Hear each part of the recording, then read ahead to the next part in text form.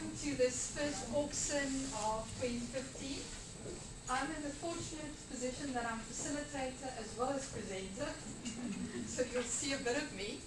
But first of all, really welcome to the first Auxin, and as you see, the topic is Stellenbosch University's Language Policy and Plan, promoting multilingualism in teaching and learning. So it's quite a mouthful.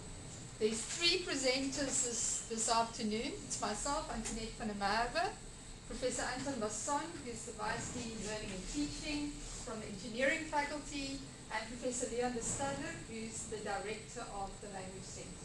So the three of us will handle the topics as we go along. But last night when I was thinking about Auxin, I thought, let me refresh my memory what it's all about. And most of you know more than I do. But I remember vaguely when I was still at the Center for Teaching and Learning, how this all came about. And then I did some homework, and I'm not a biologist, and I don't know if there's anybody here from the biology department, but I stopped biology in about grade 8. But anyway, so it comes from the Greek word that means to grow. And then I looked for some pictures of auxin, which is a growth regulating hormone produced by the plant. Now that's where my knowledge of this stops. But I think it's a very, very apt metaphor for, as you saw on the green paper that was distributed to you as well, as to what is the main goals of this afternoon's course. So it's not for us to just come and tell you something, to give a presentation, but as you see, it's windows for innovative teaching and assessment practices. Very important for this afternoon's topic, I think, is to examine and deepen knowledge about topics, and then as well promote scholarship of teaching and learning, to promote reflective lecturers. So this afternoon I would love for you to reflect, to engage with us, to challenge us, and to take part in the conversation, keeping this in mind. So it's not just a one-way presentation. Yes, what we'll do is the three of us will each give a very short input, 5 to 10 minutes. And how we've structured and decided to structure it is I will give a brief overview of the language policy and plan as it was approved on the 22nd of November 2014. Professor Basson will then share with you their very own experience within the engineering faculty, and they've got excellent experience to share as to what they are practically doing within the faculty itself.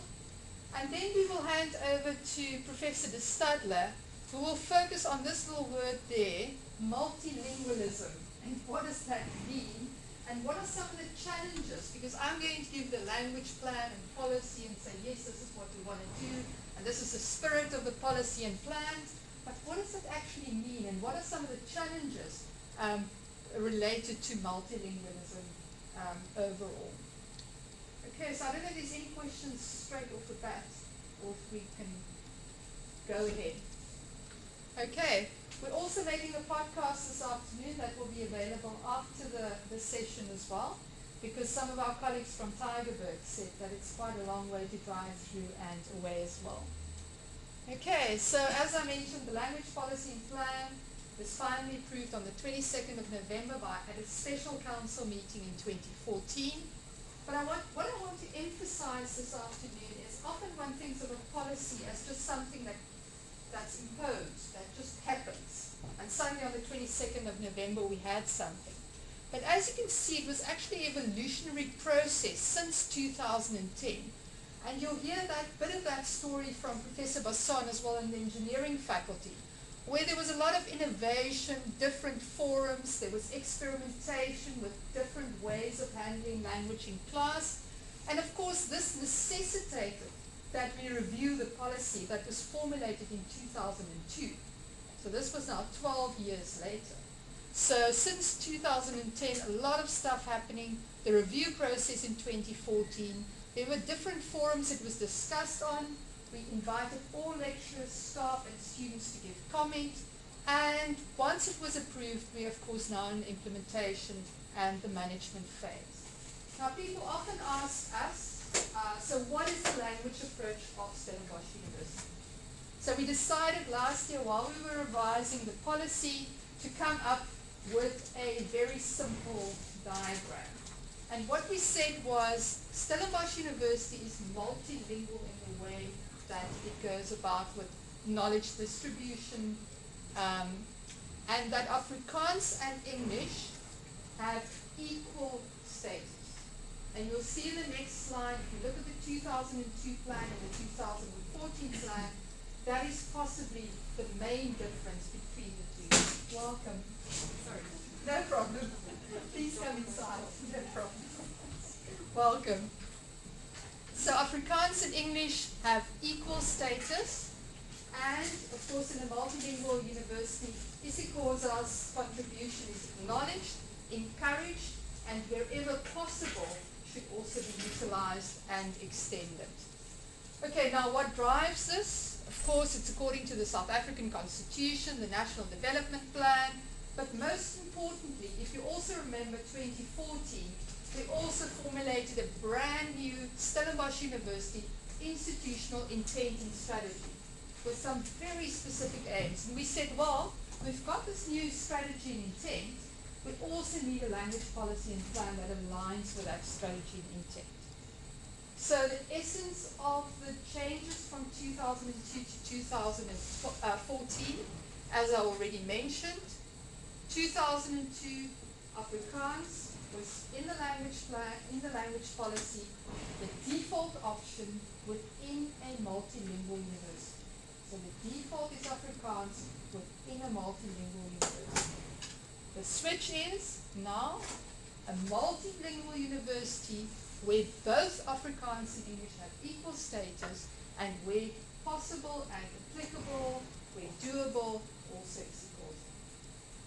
So that is the main thrust, that is the main difference in terms of the 22 policy and the 2014 policy.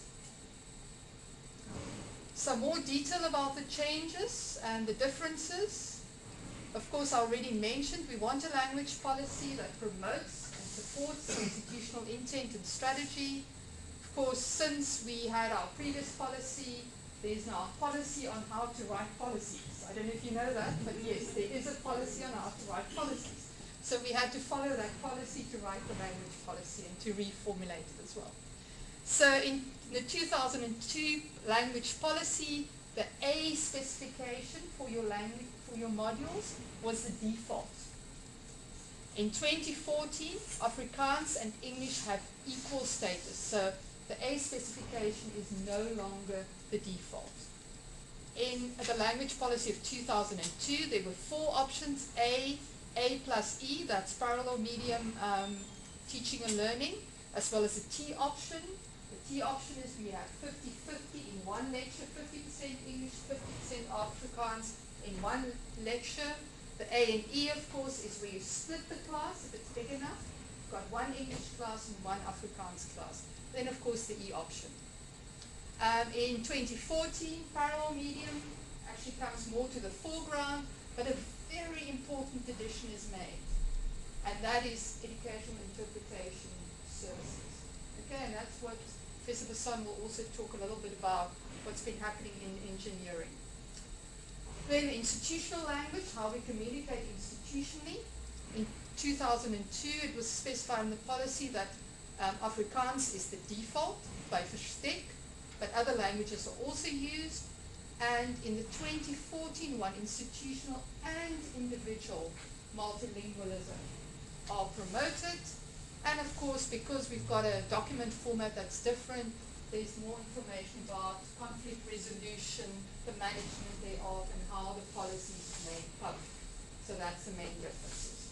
Of course, every policy, this is just giving us the broad guidelines, also has a plan that gives a little bit more detail and flesh. I'm going to tell you where to get both at the end of the slideshow. And the plan is very practical. It gives some guidelines to faculties, to lecturers, as to what could happen within a lecture. So in a nutshell, the language plan 2010 to 2014 gives more options and more mechanisms within the teaching and learning context. Again, you've already heard this. The A option in 2010 was the default. Now it's equal Afrikaans and English. And there's new preferential options, which is A plus E and interpretation. Okay, so that's new. in the new language plan of 2014. And what's really useful in the new language plan, there's a table, I think it's addendum A or B, Leon, if I'm correct, which in yellow gives you all these options at the top because they can become quite confusing. On the left-hand side, it's a matrix, and it tells you of your assessment, your language used in class, what are the guidelines for each of these options. Okay, and the most important thing is that if you want to use these language options, you just need to motivate them for new modules. Because people say, oh my goodness, but A is no longer a default. So I've actually got to say, how am I going to support my students who are English in my class who cannot understand a word of Afrikaans, but they're in an A module. But that's only for new modules. That's not for existing modules. So you don't have to worry about that.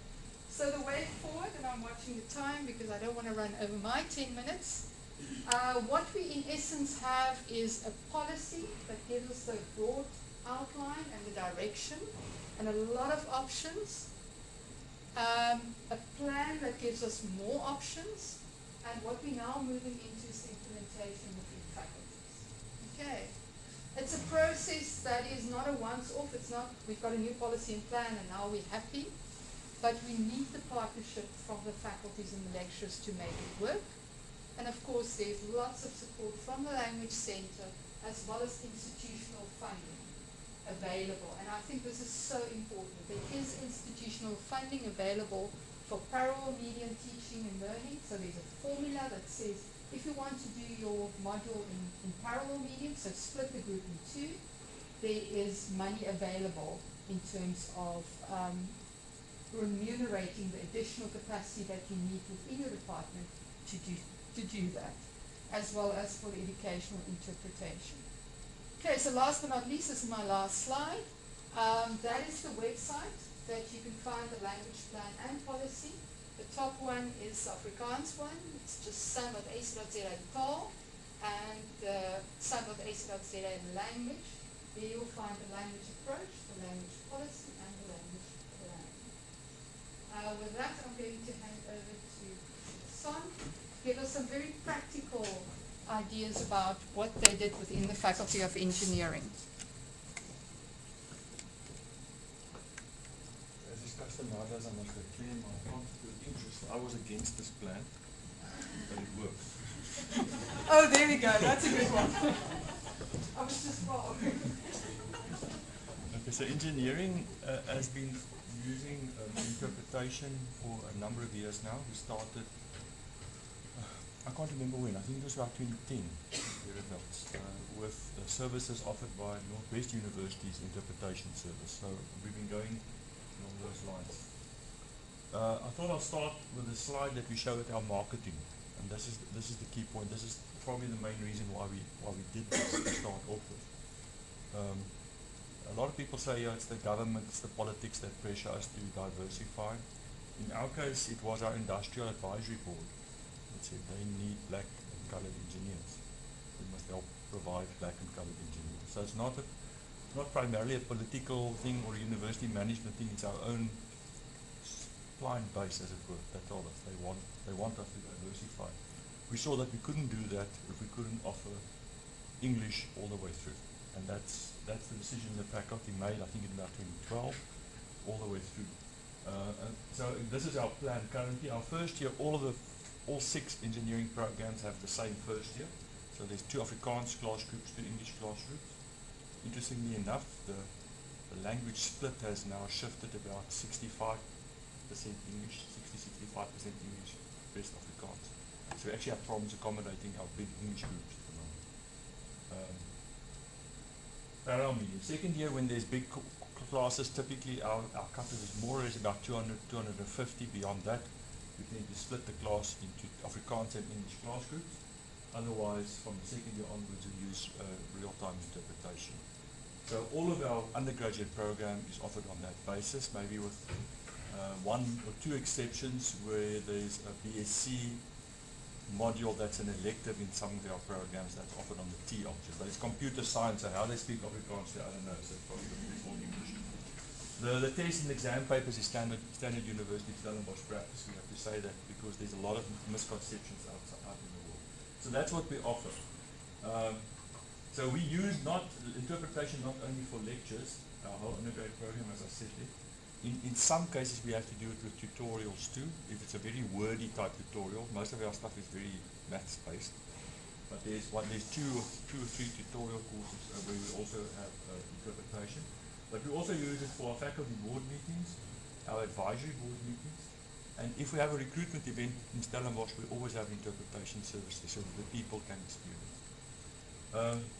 What I think are the critical success factors is the whole program. We started out interpreting in the second year, and then the students said, what about the third year? Added interpretation to the third year, and then they said, what about the fourth year? So my conclusion is you do it all the way through, or you might as well probably leave it. For us, it wasn't worth it.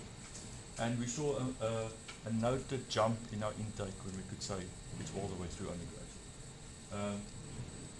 A very, very important thing is the professionalism of the interpreters. There's people that tell all kinds of stories about interpretation and all kind of stories and stuff like that. Your best defense against that is to say these are professional people, they're well trained, there is a quality assurance system in place. It's critical to have that because you must expect criticism. Northwest people said when they started out they used retired professors and so on, and then they found the professor doesn't translate, he interprets. He says, no, the guy's talking nonsense and he will tell the student what he thinks they do. I've sat next to these interpreters in some cases, and I want to mention two instances that really impressed me. I'll come back to this just now, but we did some trials and we're going to use it quite extensively now. They can now dub our videos. If we make a video recording, they can record the soundtrack in the other language. And I was sitting here with the interpreter trying to get the software sorted out. But when she starts interpreting, she goes into a zone, I don't know what, but I mean she listens and speaks at the same time, amazingly. So they are really professional. Another maybe extreme example, we had one of our recruitment sessions and the interpreter was sitting in front interpreting and the main speaker was speaking. I was sitting next to the interpreter and the thing carried on a lot longer than she was told it was going to last. While she's interpreting, she SMS's someone that she's going to be late. so multitasking, I think they are exceptional people. But it's critically important. You will get criticism if you do this. There are people that are dead set against it. And our best defense is to say they are trained, they're professionals, there's quality assurance all the way. You must have the cooperation of the teaching staff. This is sometimes a more difficult thing to achieve, but it doesn't take that much effort from the teaching staff. I'll get to some of the details just now. And what we've also learned is you must keep to what you promised. Both ways. We've had a class this year says, but the majority of the class is English, we want the lecturer to teach in English. And we said no. Our policy is the lecturer teaches in the language that the lecturer is most comfortable with, and there's interpretation to the other language. So you must keep to what you promised. If you promise it, you must deliver it. So our policy is, if we decide for some reason to change it now, we are marketing it this plan this year, so the cohort we take in now, we commit to take it all the way through. If we change, we will phase it in for a new cohort. I think that's important. I've already mentioned this. We found that not splitting classes, or splitting classes into A and E can cause quite a bit of problems for staffing. Now you have to have two lecturers, or one lecturer that can do both languages, and there's not that many of them that are both comfortable in both. Or you have to have two people, and it really becomes a problem finding the right people on specialist, on virtually any course. The timetable and the venues get very, very complicated. For parallel, our second year is the worst. We have a bit of parallel and a bit of interpretation, because now you must get them all lined up. But A and E is not the easy timetable option. It's actually a very difficult timetable option if you have a very full timetable like engineering. And another thing, which is just something one must be aware of, is that in our case, most of the cases where the lecturer teaches in English, the students don't use the interpreter. We've had cases where the lecturer's English accent is so funny that the English students listen to the Afrikaans interpretation. That happens. So in the first week, the interpreters are in all the classes, and if for 2 periods nobody uses the interpretation service, then they don't come again. So because we know this, in the first week there's a bit of scrambling around, making sure that all the bases are covered, and then by the second week things settle down. And I think it's just one of these implications one must live with. What you must do from a lecturer's perspective, they need a contact information from the lecturers, and we're still trying to sort out our admin systems here to try and help the interpretation service do their job properly. So they need contact information. They need the teaching materials for preparation if it's a new course. The interpreters compile terminology lists. Leon, I think you should start publishing it, because I think there's actually a dictionary of technical terminology that doesn't exist anywhere in print. Because I've sat with them and I've looked at their terminology list, and it's really exhausting. But they go to great effort to make sure that they get the correct terminology. So that you need to give them that in advance, your slides, your textbook, that sort of thing. They are at our mercy if we change things and we don't tell them. So making sure that they know where the venue is going to be. And what we're starting to find is, because the interpretation service is campus-wide. Previously it was all in engineering, and even there the distances were sometimes a problem. But now if an interpreter has to move from one building to the next, I don't know how many of you actually know the detail of how it works. So, excuse me if I bore you, but basically the interpreter comes, sits in front of the class with a box of headsets. The student has to give, it's usually a her, there's some hims, their student card. They issue a headset. At the end of the lecture, they must get back all the headsets and give back the student cards. That process takes a little bit of time. And now if the lecture goes on for 2 minutes extra, and they still have to get their headsets, and they still have to move to the next one, it's a practical implication one should take into account. So, what's my personal view of the conclusion of this? The plan works. Our diversity improved significantly. We had a step input in diversity the year we could offer this. We went from about 20% intake to 30% intake in diversity. Okay, well, there were a lot of other interventions also to get diversity up. But I'm convinced we would not have achieved it without being able to say you'll have your lectures available in English all the way through. The topic of today is multilingualism. To what extent does it improve multilingualism? It's difficult to say, because we haven't really scientifically assessed it. There's anecdotal indications. Some students that say they listen with the one ear to the interpreter and sometimes with the other ear to the lecture, and they can swap between the two. On the other hand, there's some students that we get the impression if they're English, they don't touch the Afrikaans, they stay away from the Afrikaans.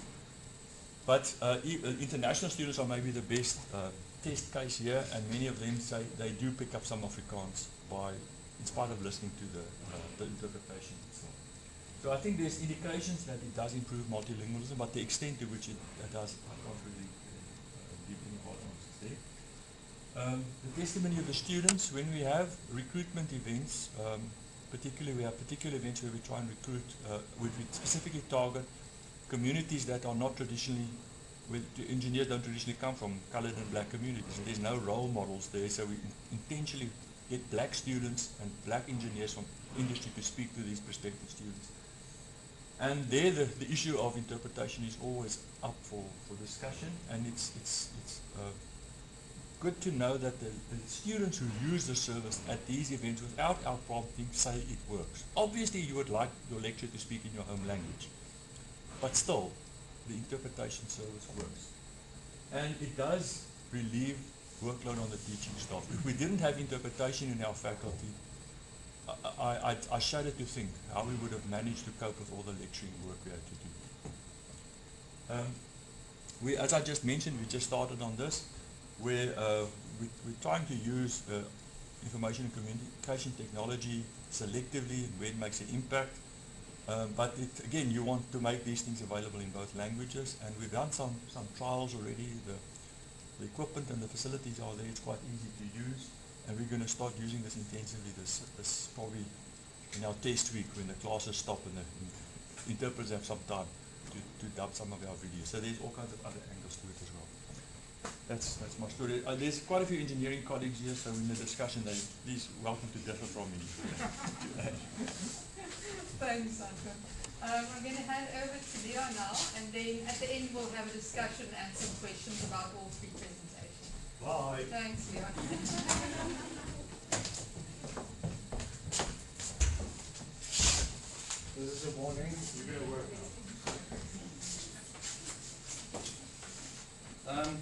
I'm going to give you 30 seconds to 1 minute to consider the challenges that we face with this language policy and plan. Okay, 30 seconds to 1 minute.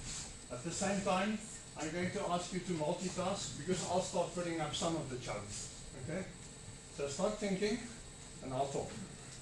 So the first challenge I think that we face is to understand what multilingualism is about. Okay? So understanding it. My handwriting is not that wonderful, but I'm just going to write down the keywords. So for instance, we need to, Let us see. Slowly. Forward. Sure. Okay. Yeah, it's okay. Yeah, it's okay. Yeah. I think one of the issues that people don't realize is being multilingual is actually the normal state for human beings. There are more multilingual people in the world than monolingual. So maybe that's the starting point. You say, well, it's actually quite normal to be multilingual. And maybe it's something that we need to consider. Why is it like that? I mean, what is the world like? Maybe we need to consider the value of multilingualism. The fact that I can speak more than one language, I can actually speak 3, makes me more powerful than those people who can only speak 1 or 2 languages. It opens up the world. So we need to think about the advantages. Okay, we need to maybe think about the fact that when we talk about multilingualism at an institution like ours, that we have to consider 2 main categories. Okay, and this is actually quite an issue at Stellenbosch University. On the one hand, you've got institutional multilingualism, the idea that an institution uses more than 1 language. On the other hand, you have the development of individual multilingualism, the fact that an individual can speak or use more than 1 language. Between the 2, there's actually a world of difference. So maybe that's one thing that you can consider. The minute is almost up, right? Next one. We need to think about attitudes. This is a challenge. I think this is a huge challenge. What are people's attitudes regarding the use of language, multilingualism, the importance of multilingualism in higher education on our campus, for instance? I can tell you now that many of our students and staff's attitudes are not where they should be. Okay, so I think that's something that we haven't done enough with in the past number of years. So what other challenges do you think there are? A minute is up. Any other challenges that you can think of? We'd like to find, yeah. Perhaps the perception of, why are we involved in multilingualism? Yeah, but why? Why are we involved? But I think the perception. The perception. Towards the outside. Yeah. What are we trying to actually achieve? What are we trying to achieve? Maybe what kind of university do we want to be? Yeah. Okay, what else? Yes. And also all the different languages, by implication, brings lots of different cultures. Yeah. Different languages. In what sense is it a challenge?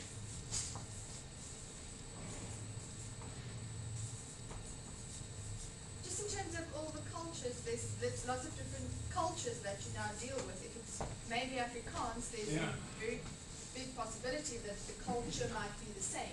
Opening this language door open, there's a lot more different cultures. Yeah, and more contact between the cultures, which necessitates the idea that you have to work on this whole idea of intercultural competence, which I think many people do not have. Okay, they think they have, but they don't. Okay, any other challenges that you can think of? Obvious ones, sort of things that bother you. What works in one faculty doesn't necessarily work in Yeah, what works in one doesn't work for everybody. I'm not going to write down that whole sentence. Okay, you get the point. Yeah, what else? Any other challenges? Yes. Resources. Yeah. Which ones? Anton has actually mentioned a few, or 1 or 2, I think. Staff, finances, of course. Do you think multilingualism is expensive? Put up your hands. Who thinks it's expensive? You're all wrong. Perceptions and attitudes. We think multilingualism is expensive. Now let me give you the facts. We are spending less than 2% of the university's budget on the development of multilingualism at this university. Internationally, the language envelope, as it's called, can range anything between 6 and 8%. So we are far below that sort of level of what you actually should be spending on the development of languages in your environment. It's not expensive. People think it is because they only hear the real numbers, the real figures. And because they hear millions, they think it's expensive. Huh? No. You don't even, I don't even earn a million. That's a one. Yeah. Yeah. Aren't there perhaps questions from outside the institution as to why we're still holding on to Afrikaans? Yes. You know, what's the place of Afrikaans in this country at a higher education institution? It's Yeah. funded by everybody. But for that matter also, why is it Xhosa or why not? Not so. Yeah. And of course it can be a political issue, it can be whatever. Of course, we need to consider the fact that languages have people attached to them. So there's this community of Afrikaans-speaking people, a community of isiXhosa-speaking people, a community of isiZulu, etc., speaking people, who all deserve to have their languages acknowledged in some way. Okay, it's quite a kind of worms, of course, and we don't have, I'm going to get nasty sort of sounds from that. Any other challenges do you that you can think of? Okay. Let me quickly mention a few. Okay. Thank you very much. And good stuff on here. I'm going to send you the list. Okay, I'll send you the list. I think we have problems with the position of government. They speak about multilingualism when it suits them, but do they actually do enough to make it true? Question. I think we always have a problem with the hegemony of one language. Okay, so one language always being like the boss, taking things over. Some language planning specialists will actually refer to English as a killer language because it kills other languages. Now, of course, you can't make English the culprit, but you need to consider the fact that there are certain languages in the world, and English, of course, the obvious one, that are more powerful than others. I think if we get closer to home, because these are a number of the more sort of general kinds of challenges that everybody faces. But I think we also face a very real challenge on campus, and that is that we are focusing too much on institutional multilingualism and not enough on the development of individual multilingualism. So are we serious when we say we want to send students off campus after 3, 4, or 5 or whatever years with them being at least sensitive to the notion that knowing more than one language is important? And what are we doing about it? Okay. So at the moment there's a very real risk that we focus too much on the one type of multilingualism and not enough on the other. And we are working on that. We will have plans. I think we need to be careful that we don't think about language planning only as planning languages and letting them in position. We always also need to do skills development, skills planning. Okay. So one of our problems is if we're going to use 3 languages, or at least 2, one of the problems that we are facing is that people are not skilled in using those languages. And we find that it's actually becoming worse. I'll give you a sign. We started a reading lab. It's a reading skills development. We started a reading lab last year. You'll hear more about that this year.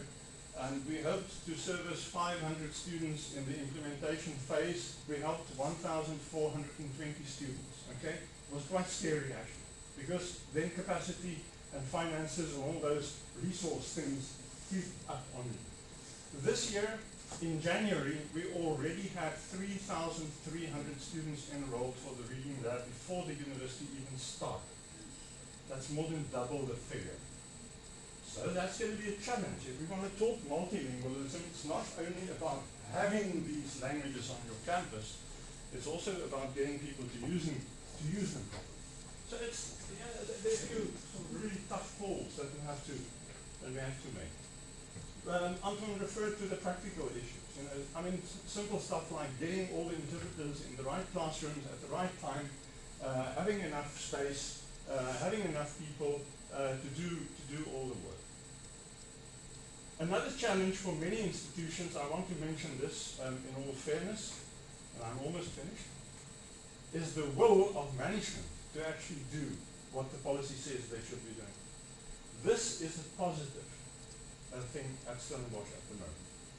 We have a management that seems to be really serious about the policy and actually putting, you know, for instance, their money where their mouth is. And that's something that I think we are very fortunate about. So, but let's keep it that way. Okay, so that's an important thing. There's a new rector coming. So he says he likes the policy. Let's see what happens. Do we talk enough about challenge? Do we talk enough about best practices? Our own best practices in multilingual classrooms. This is something that I think you can share with one another.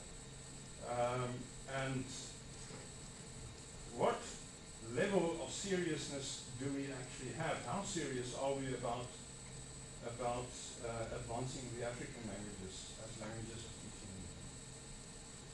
Just a few challenges. I think that's it. Thanks a lot, Leo. I think that's given us quite a lot of food for thought. And I'm watching the time, it's now about 25, I've got about 20 minutes left over. And I think there's enough time for some questions and answers. But I would also like to, right at the end, just wrap up and what Leon just suggested, and I just don't want us to lose that best practices and how do we take this conversation that we're having here this afternoon forward within the faculties, but maybe as smaller groups, also as a discussion. But let's first open it up for some questions and to Leon, myself, Anton, to each other, if you would like to, anything from your side. Wait, there's a question, yes. Well, I've now just started lecturing the engineering department, and so I know about the interpreters that we've got there, but I just want to find out, is there a service for the translation of tutorials, tests, class notes, Yes. those type of things? Yeah.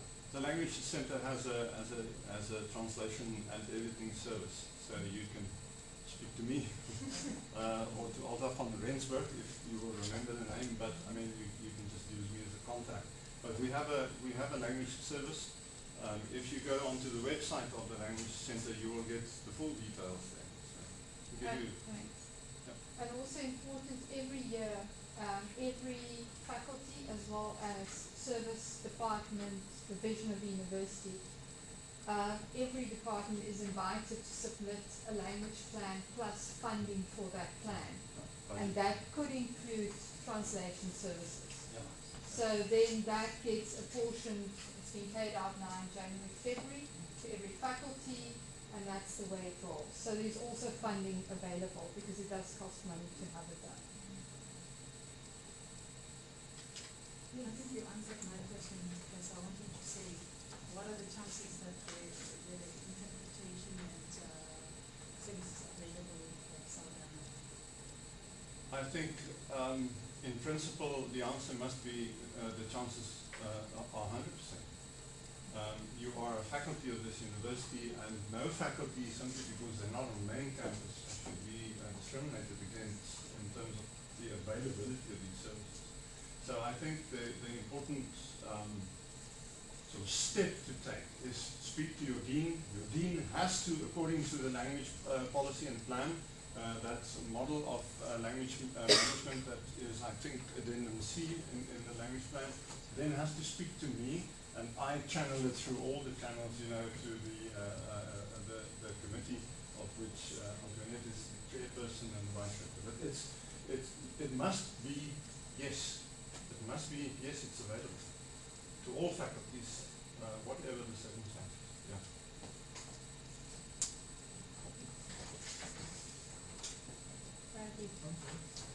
What's what quality control, qualitative that you're able on?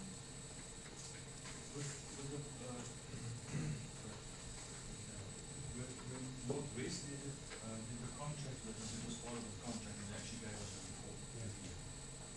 do, they did a recording of the original speaker and the interpreter, someone to tune in. That was part of the issues.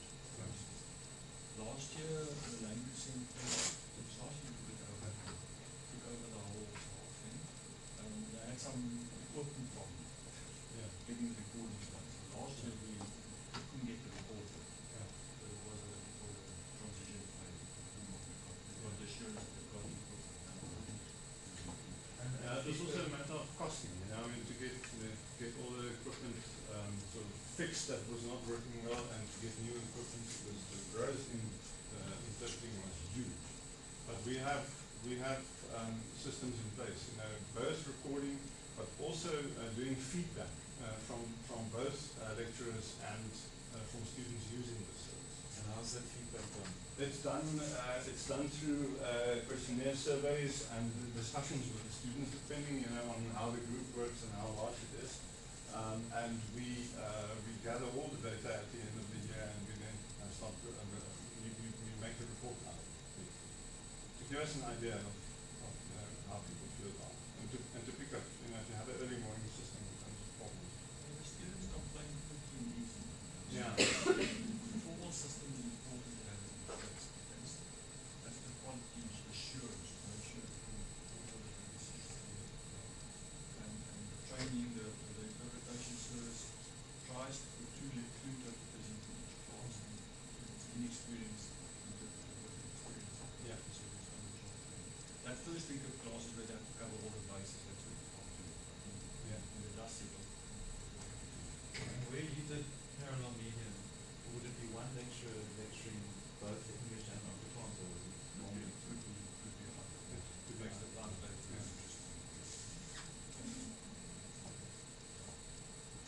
Some questions for engineering. Do the interpreters have any kind of engineering background, or are they language? Maybe a lot of them are ex-teachers, I think. There are language people, most of them, but it's actually a very good question that you asked, because obviously interpreting does become specialized. So what we try to do is we try to sort of link up interpreters with fields, you know, and so that they stay in that field and not switch them around all the time. So we do have interpreters that after a few months, you know, have a certain sort of feeling about, you know, the technical, more technical sort of faculties, or arts and social sciences. So we sort of link them up, you know, so that they link with fields and not sort of switch around too much. Now what's important is that we also see one sort of wonderful effect with the interpreters, and that is that they stay. They stay, and they stay in their positions as interpreters, and they actually gain experience in the particular fields that they're interpreting in all the time, which of course makes the system grow and improve as we go on. It's something that we learned from Northwest, I think we learned from Yeah. We don't want a technical specialist to interpret, because then they interpret for themselves. Yeah.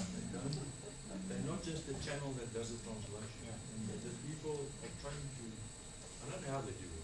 It's a highly specialized job. I mean, that's And that's why there has to be usually two of them, because to interpret for 50 minutes continuously, it's extremely stressful. yeah. So, We see in the I've noticed in the what's that email thing that does the rounds, that they've been advertising for people to apply for interpreting jobs. So Yeah. that goes around mid-year, Yeah. presumably. So now, Yeah. if someone applies to that, how extensive is the training then that someone who Yeah. has never done interpreting Yeah. is going to be Well, exposed? it's a fair question. The important point is that in terms of applications, we get, you know, broadly speaking, two sort of categories. On the one hand, you will get people applying that actually have experience. You know, so they are trained, they've had formal training, and they have experience.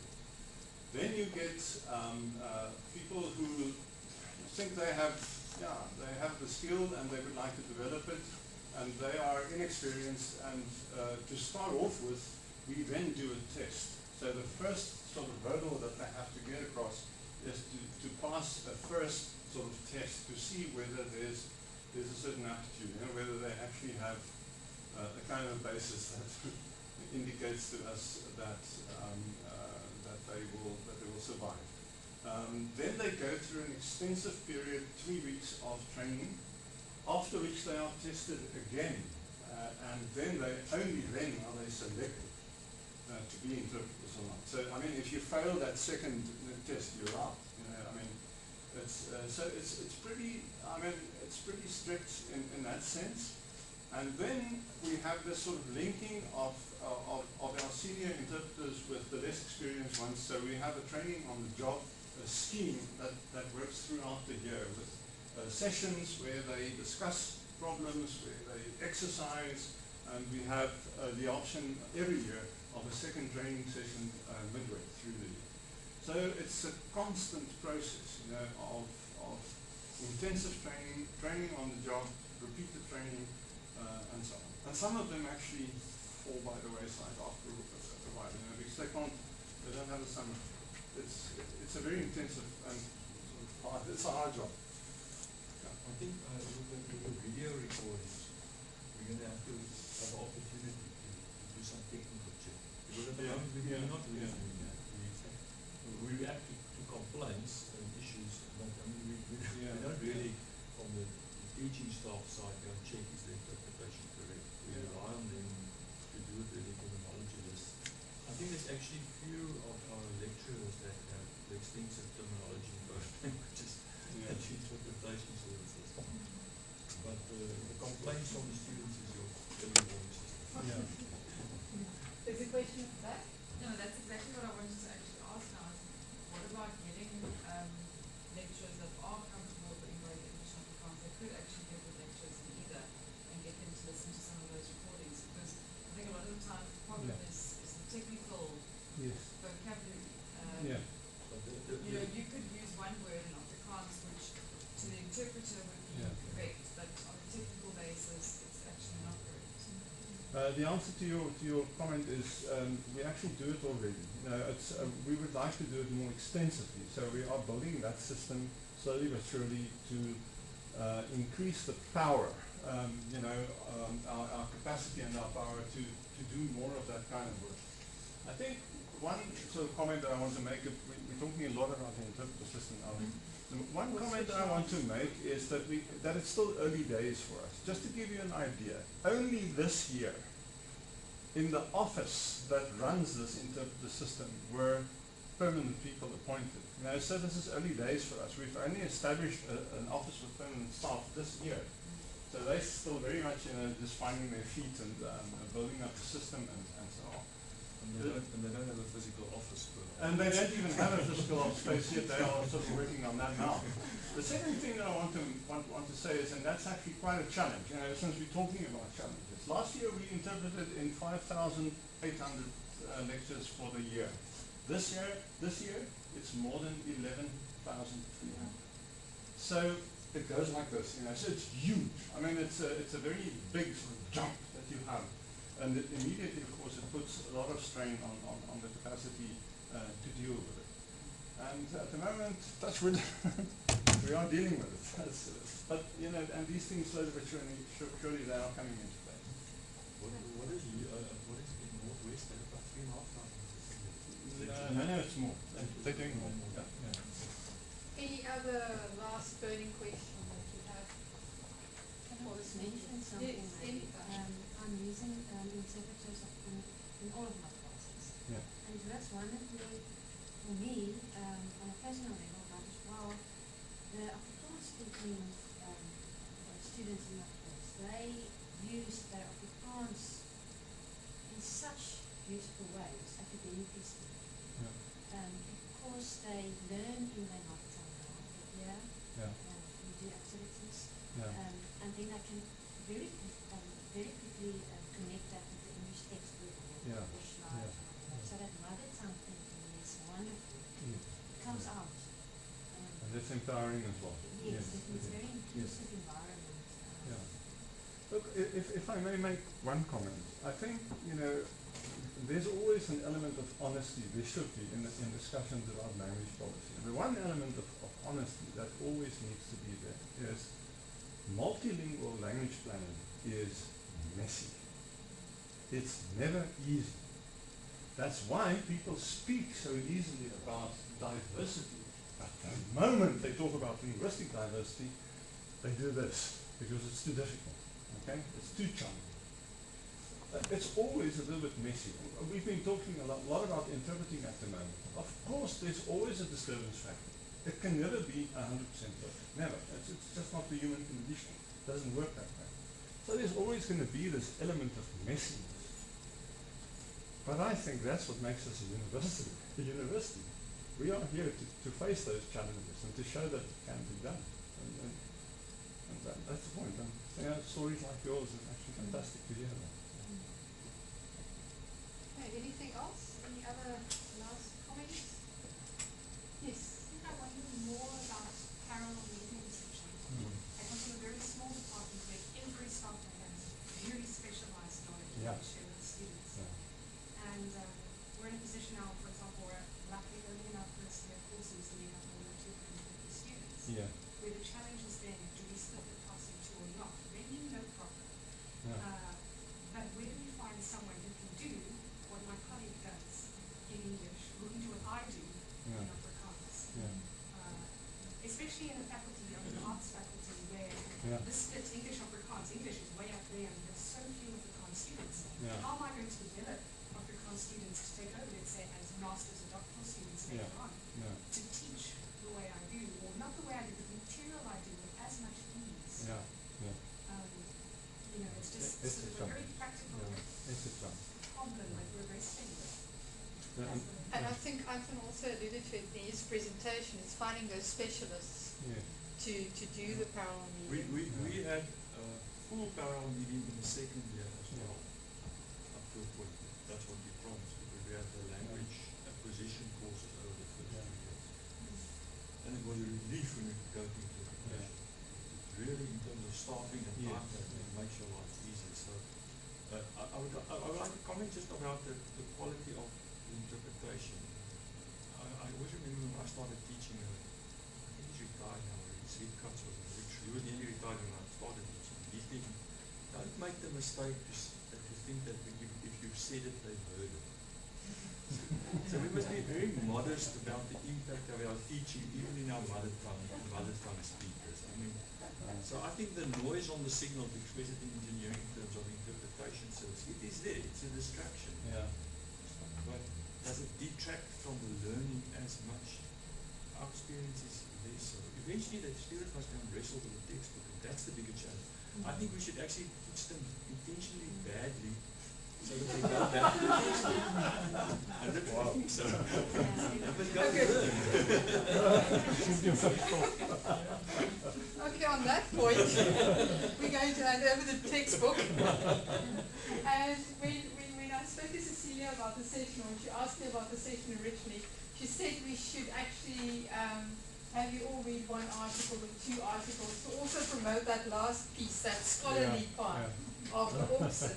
And then when I asked Leon for an article, he gave an article, and I read it and I thought that's a very good article, so I said, what about the others? And then Leon compiled a list for each of you of some interesting readings. It's not just suggested, it's just interesting readings. If you would like to find out more about multilingualism, it's not an exhaustive list, it's not the final answer, because that's what when I read this one article, I said, so is this now it?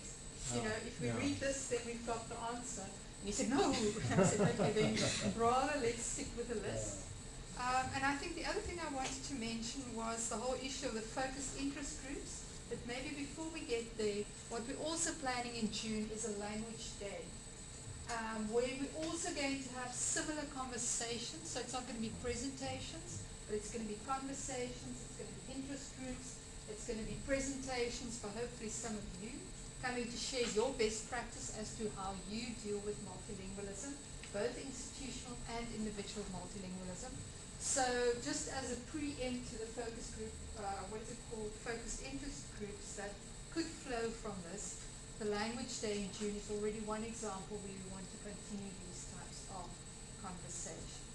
Lady Colleen, Cecilia, do you normally keep these people on a distribution list and find out if there's any specific topics that they would like to pursue further, or how do you normally do it? Every session is basically handled individually or separately, differently.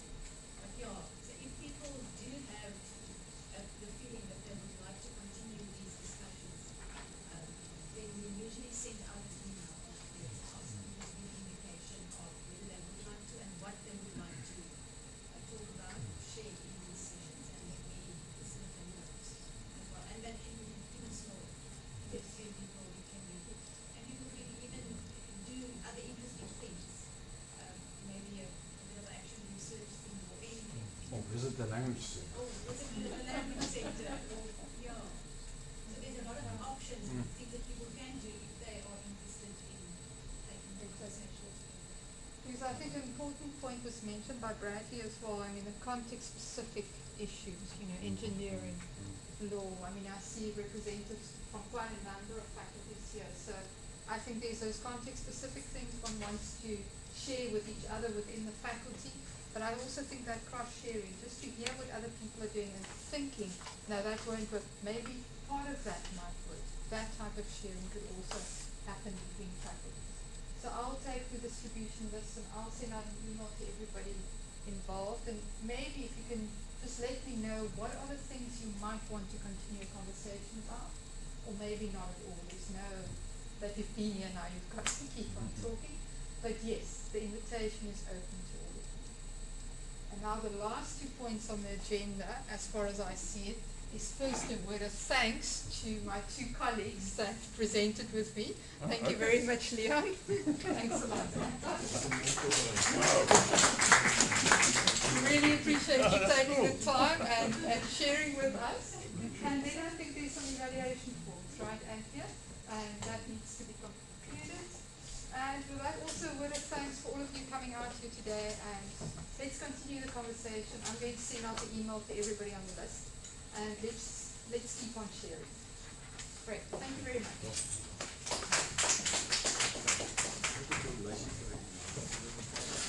Ja, daar's 'n wat 'n lysie van die leeshuis, ja.